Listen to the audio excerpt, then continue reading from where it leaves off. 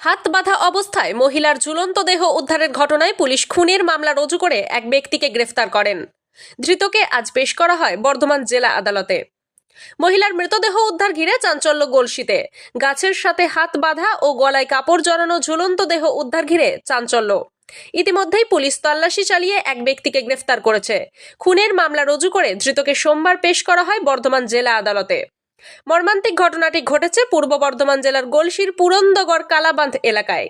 তদন্তের স্বার্থে 10 দিনের পুলিশি হেফাজতের আবেদন জানিয়েছে পুলিশ।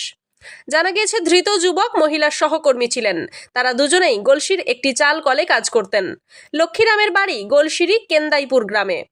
পুলিশ ও স্থানীয় সূত্রে জানা গিয়েছে, ওই মহিলার বাড়ি উচ্চগ্রাম পঞ্চায়েত এলাকায়। মহিলার দুবার বিয়ে, 3টি সন্তানও রয়েছে। তবে দ্বিতীয় স্বামীর সঙ্গেও বর্তমানে তিনি থাকেন না। গলসির এক চাল কলে শ্রমিকের কাজ করতেন তিনি। পরিবার সূত্রে জানা গিয়েছে, মহিলা কয়েকদিন ধরে বাড়িতেই ছিলেন। তবে ওই দিন কোথাও বেরিয়েছিলেন কিনা বা বার হলেও কখন ফিরেছেন তা জানা যায়নি। সকালে দেহ দেখে গ্রামবাসীরাই পুলিশে খবর দেন। পুলিশ দেহ ময়না তদন্তের জন্য পাঠায়।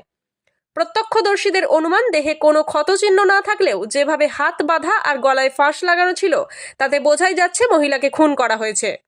পুলিশেরও অনুমান, গলায় গামছার ফাঁস দিয়ে খুন করা হয়েছে এবং পরে পিছন থেকে মহিলার হাত বেঁধে দেওয়া হয়।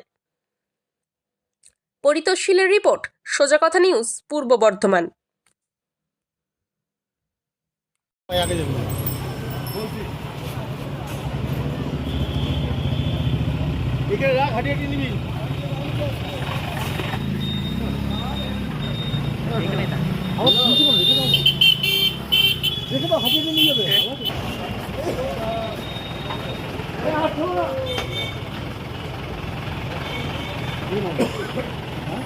কোনটা জিজ্ঞেস কর, কোনটা কোন নাই ওটা সামনে দাও।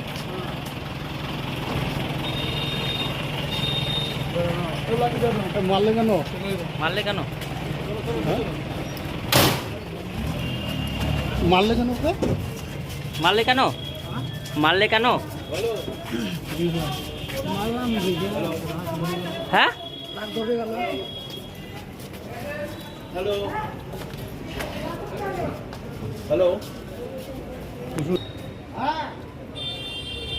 আরে বিকাশ বাবু একটা পাঁচটা জমি কেড়ে নিয়েছিল, ওই ডাইরেক্ট হাইকোর্টে এসেছিলাম।